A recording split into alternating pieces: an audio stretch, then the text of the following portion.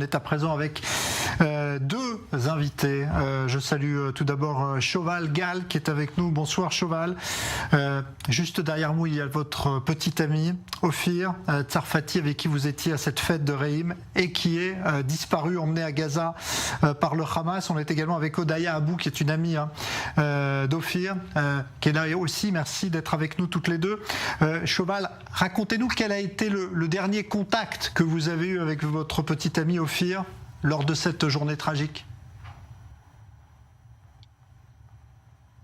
Moi, j'étais avec Ophir à la fête de Reim.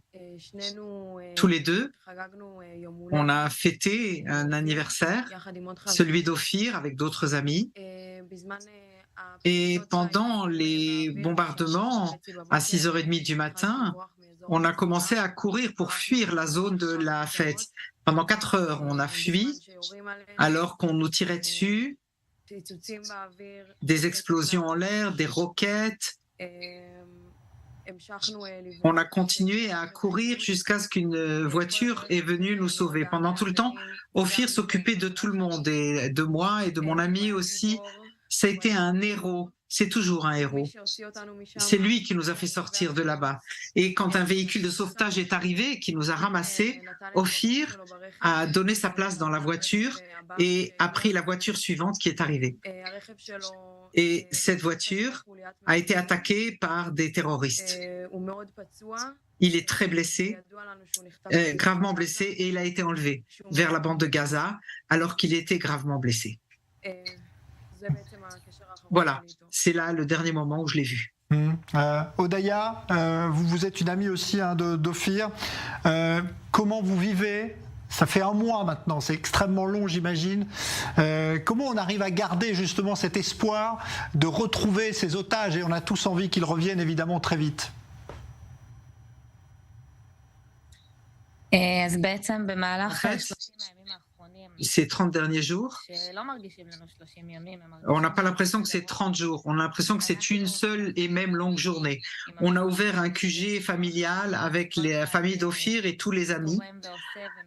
Tout le monde fait le nécessaire pour remonter le moral. Nous travaillons dans la positivité, on est ensemble, on se soutient et nous faisons pour préserver Ophir dans nos consciences. On a une page Instagram qu'on a ouverte qui s'appelle Bring Ophir Home, où nous mettons des contenus et nous parlons d'Ophir, nous racontons Ophir, nous faisons des événements pour lui et nous continuerons à le faire jusqu'à ce qu'il rentre. Et nous avons la foi et nous sommes certains qu'il est vivant et nous continuerons à nous battre jusqu'à ce qu'il rentre chez nous. Shoval, vous avez le sentiment que cette mobilisation qu'il y a en Israël, mais parfois au-delà aussi, va finir par aider justement la libération de ces otages ?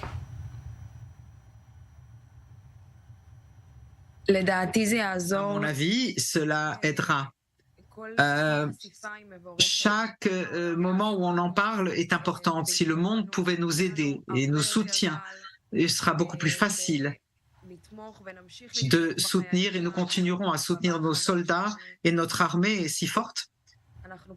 Et nous prions pour que tous les otages reviennent, tous les soldats aussi en Israël.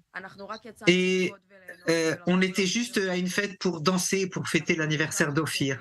On n'aurait jamais pensé qu'on rentrerait sans lui à la maison, et certainement pas qu'il tomberait aux mains du Hamas.